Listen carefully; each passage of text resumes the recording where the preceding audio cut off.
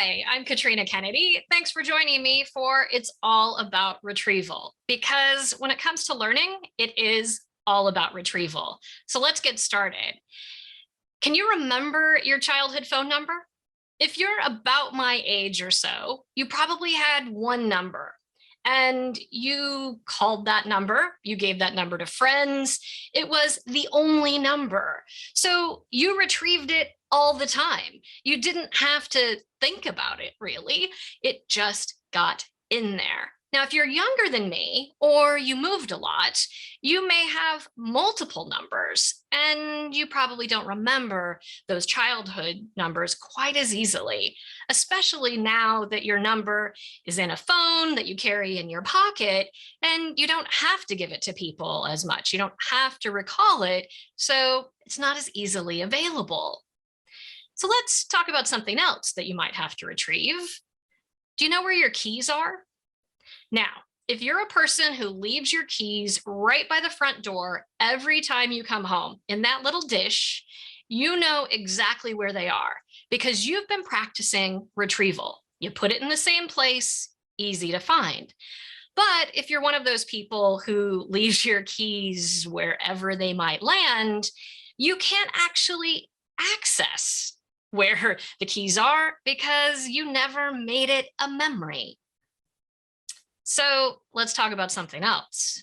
This one, some of you may have more difficulty with. So do you remember who the fourth president of the United States was? I'll give you a moment.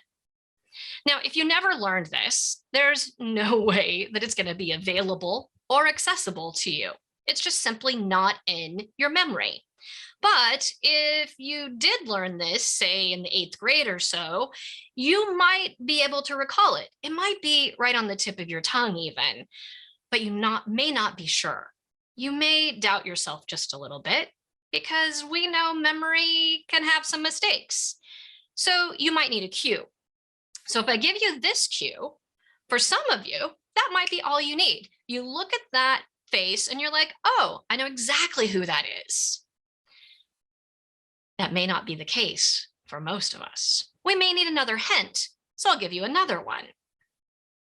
Now, this face may mean nothing to you, but if I tell you that her name is Dolly, that might be the cue that can help you remember that this is the fourth president of the United States, James Madison. Now, you probably don't have to recall that information very often, and some of you may not have it there at all. But what was it about the keys, your phone, and James that allowed you to retrieve it? Let's talk about your brain for a moment. We're going to take a really high level view of the brain because we could get very, very, very into it. But let's go high level, very simple look at the brain. 3 things happen when we form memories, which then help us to learn, right? The first thing is we encode information.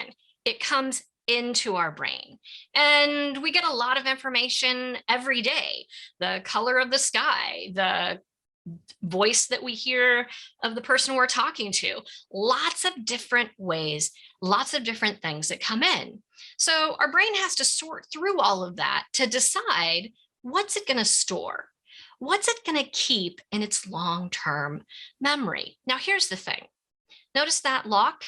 It gets locked in there. So we may have a lot of information that is available to us, but it may not be accessible.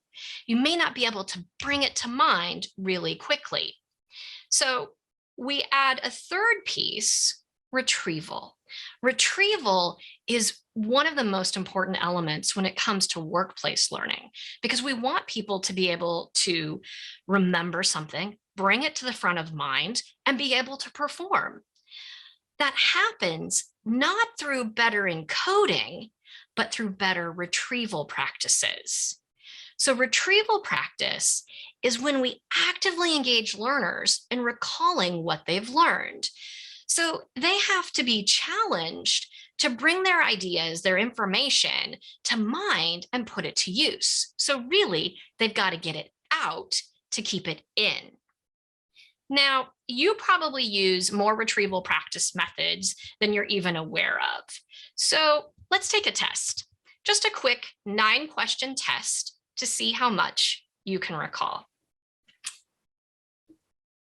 So, true or false, 9 questions. You can jot your answers down in the materials on page 3 or just on a piece of paper.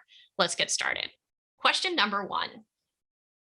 Learning is better with focused, repetitive practice. True or false? I'll give you a moment to write it down. Number 2. Practice at retrieving new knowledge or skill from memory is a potent tool for learning and retention. True or false? Number 3. Retrieval practice is an assessment tool for the trainer. Again, true or false? Let's go to number 4. We forget more after rereading than after retrieval practice. What do you think? Number 5. Retrieval practice should happen once during a program. And number 6, the more difficult the retrieval practice, the stronger the long-term learning. Let's go to number 7. We forget based on how the information was presented. True or false? Number 8. Forgetting is important for long-term memory. And our last question, number 9. Reviewing and retrieval practice are the same thing. True or false? So, are you ready for answers? Let's dive in. Number 1. If you said false, that learning is better with focused repetitive practice, you got it right. This is false. Learning actually isn't better with repetition. I know we all probably learned like repeat, repeat, repeat, but there's a better way. Learning is better with varied practice, spaced over time and interleaved with practice of different but related skills. So there are 3 key terms in there I want you to notice: varied, spaced, and interleaved. It's common that we do mass blocked practice, but we know that that is really not the best. If we want learning to remain for long-term usage, we want to vary the practice, space it out, and interleave it so that we're practicing different things that are related, but not doing big blocks. Our brain really needs a break. All right, number 2. Practice at retrieving newer knowledge or skill from memory is a potent tool for learning and retention. Now, you probably got this one. Easy peasy, right? True. This is absolutely true. It's the very essence of everything we're talking about today. So retrieval practice is what it's all about. Number 3. This one's false. My guess is you said true. Now, it's kind of true, but retrieval practice is a learning strategy. It's not an assessment tool.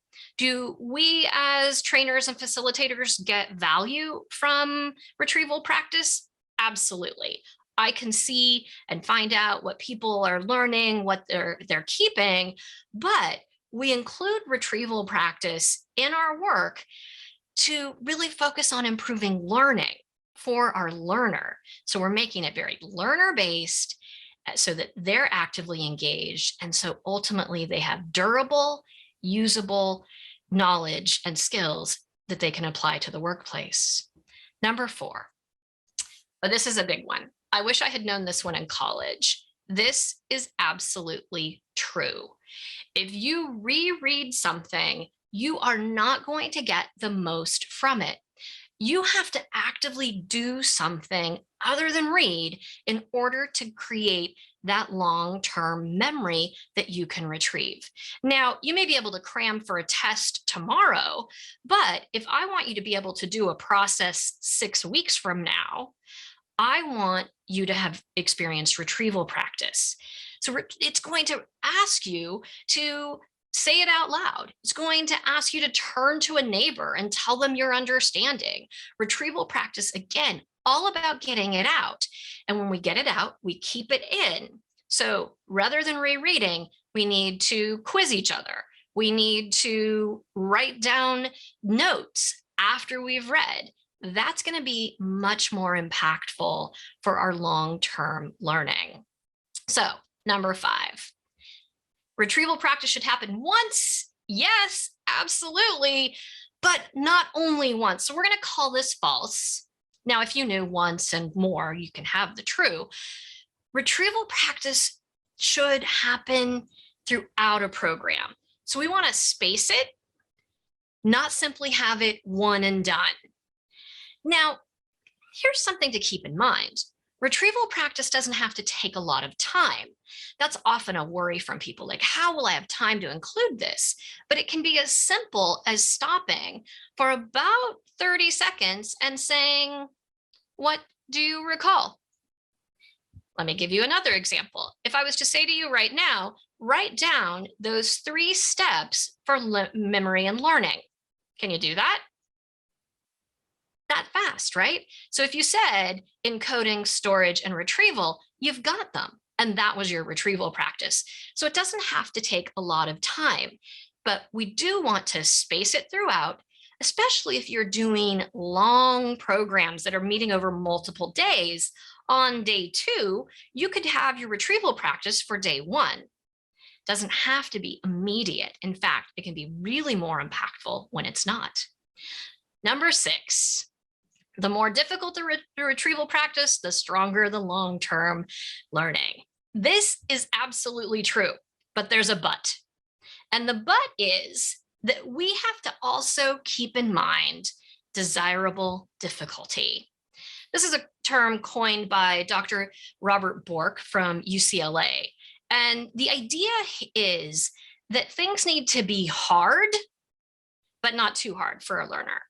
So we need to challenge them, but not challenge them too much, because then they'll feel failure. And if failure is too big, they check out. So how do we hit desirable difficulty? Well, we're in luck, because a study at the University of Arizona found that we can hit the optimal error rate for training. It's actually a number. There's a number for it. 15.87%. So that means that 85% of the time we want our learners to be getting things right. 15% of the time we want to have them getting things wrong so that they're failing in order to learn.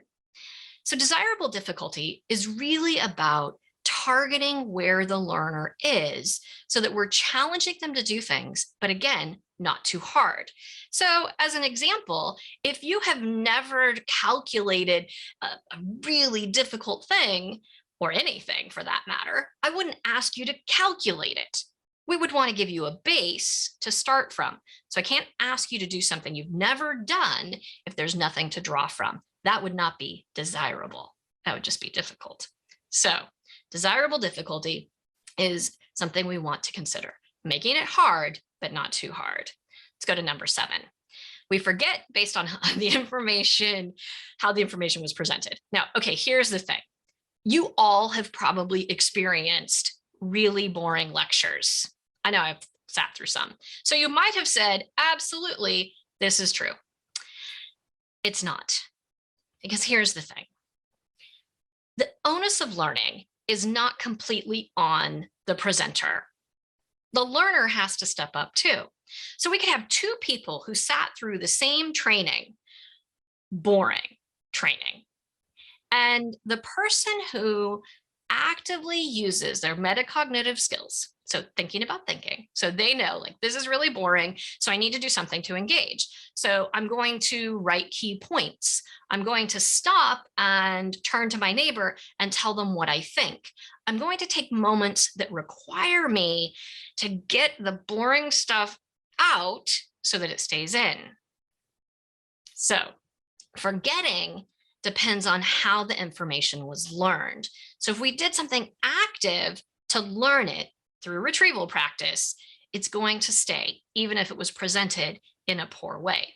Now, a presenter who knows how to use retrieval practice and have moments for learners to reflect is going to get more.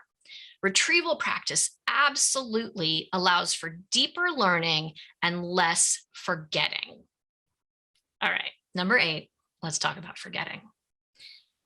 Forgetting is important for long-term memory. True? False? It's true. Forgetting is an interesting thing because we need to be able to forget.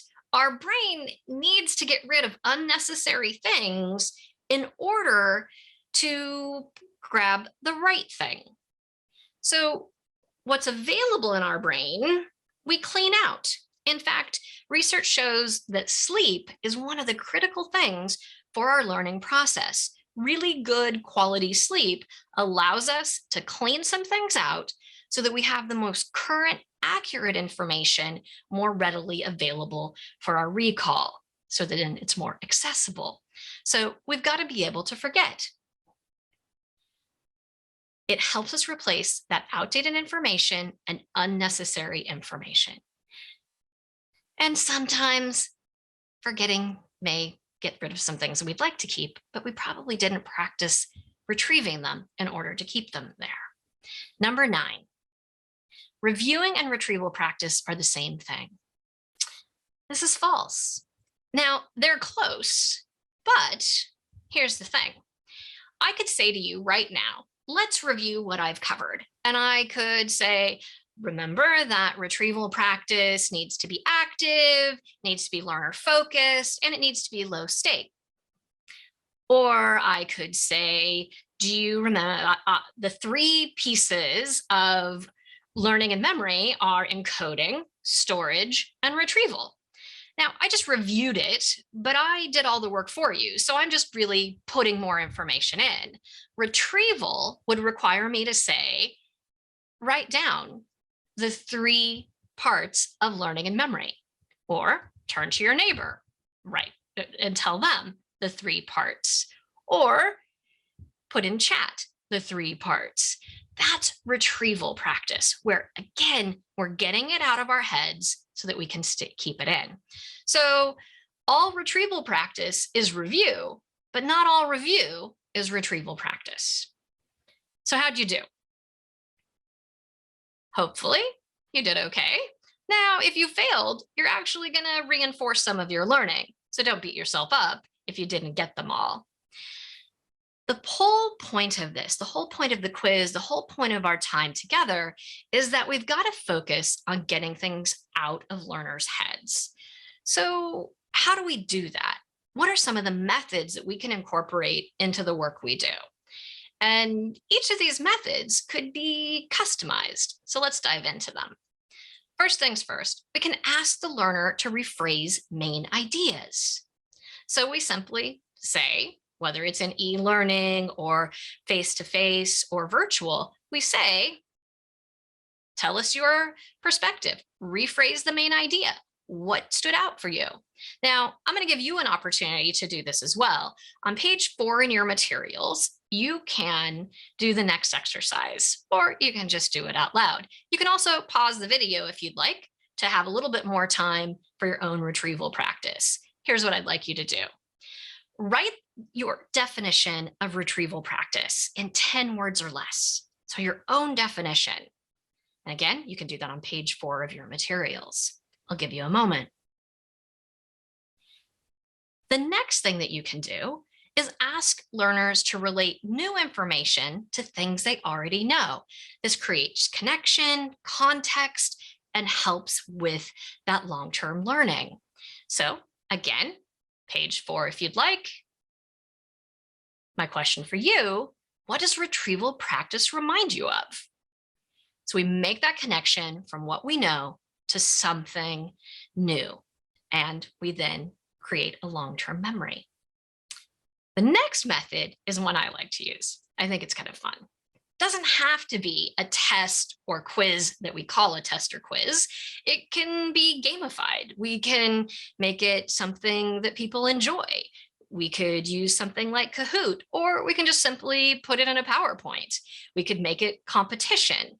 Now, the key with any test or quiz is to make it low stakes. So there's nothing that people are going to lose other than just maybe points to their fellow participants. So let's give you the quiz.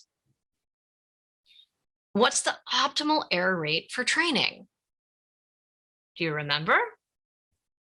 Multiple choice questions can be a powerful way of remembering because each of those numbers is a cue.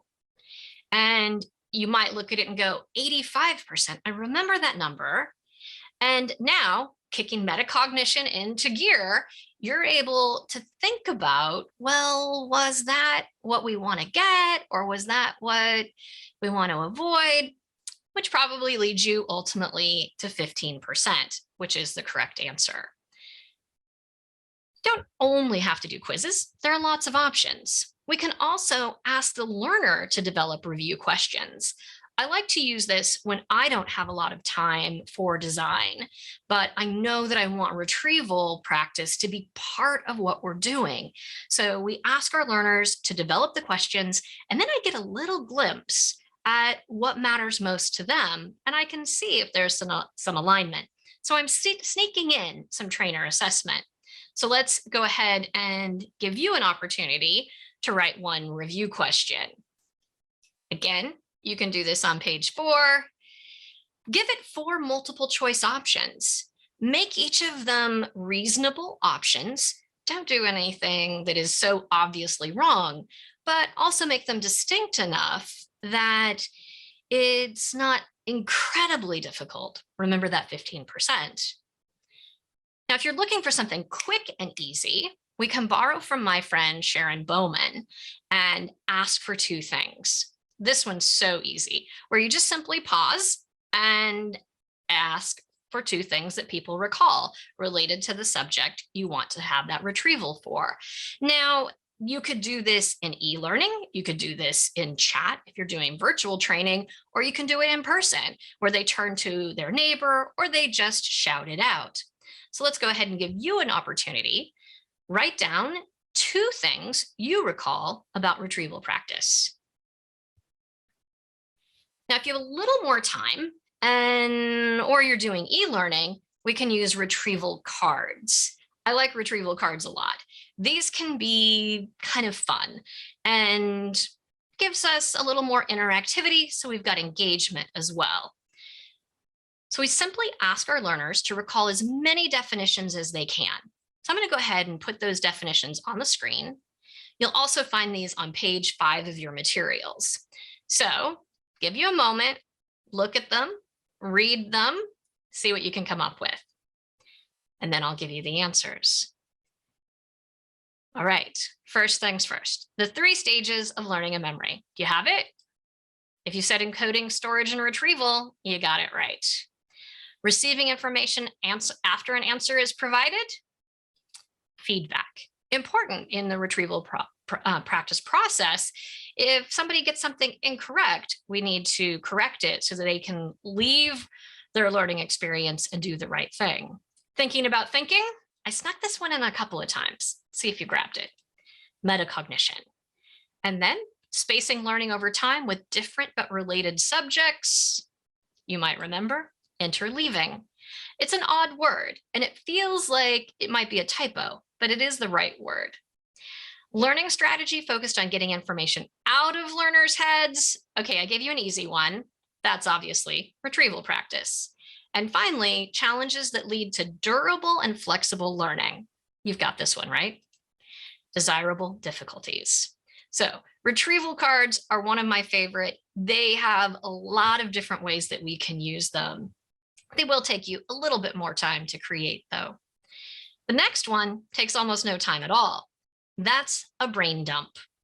Brain dump is probably the easiest way to have retrieval practice.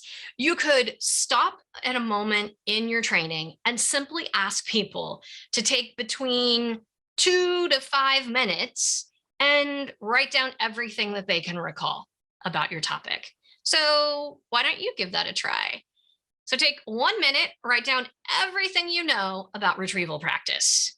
Again, you can pause the video for that 1 minute if you'd like, so that you can have that retrieval practice.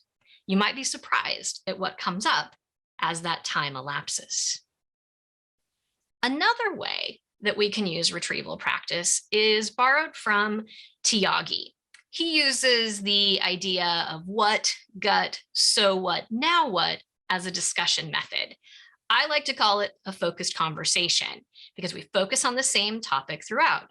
So that's going to sound a little bit like the 5 questions I'm going to show you. These questions are on page 6 in your materials if you want to just pause the video and answer them, or you can think about them as I go through them. First question, what words and phrases stood out for you about retrieval practice? Can you feel the metacognition happening? You're thinking about it, right? You're like, it's an easy question. So we start easy and we're going to get harder. The next question is our gut question. What makes sense for you about retrieval practice? So a little harder now, right? But not too hard because you're just thinking about, well, how do I line it up for me? There's really no right or wrong. So we get that thinking happening. The next question, what isn't crystal clear about retrieval practice? A little harder. Now you've got to think about, well, what do I not know? What does not make sense to me? Our next question, what is the value of retrieval practice for you? So now you're really thinking about what did you learn? What does this mean for you? And then the last question we would ask if we're using this as our retrieval practice method is, how will you use retrieval practice in your own work? Then again, you would just swap out retrieval practice for whatever your topic is. So how will you use it? There are a lot of different ways. You can easily add it in to almost anything you're doing. Next up is we can ask the learner to create new examples beyond the content presented. And that's a challenge I would have for you. Think about how you could include it in your own training and go ahead and write it down. So think of an example of retrieval practice we haven't mentioned. What's something that you may already do, or something that you could do that really fits the topics that you cover, that would help learners to think back on their thinking and be able to then retrieve it more quickly the next time they need it. There are a variety of methods available to you, and you can find more in the materials that I provided you. Whatever you do, keep in mind that this is so critical for the learner to be able to access that information after their learning experience. That's really what we're aiming for, so that they can be successful in what they do, and we make the most of their time in the learning environment. We often dump too much in, and we don't ask the learner to get enough out. So 3 things I want you to remember after today. Make your retrieval practice active. Your learners will appreciate it. Make it learner focused. It's about them, all about them. And make it low stakes. So the entry for retrieval practice is low, the risk is low, and they can be successful. I hope you're leaving with some insight on retrieval practice, something that you can do to not only help your own learning, but also help your learners' learning. It is all about retrieval when we think about long-term learning and helping people be successful on the job.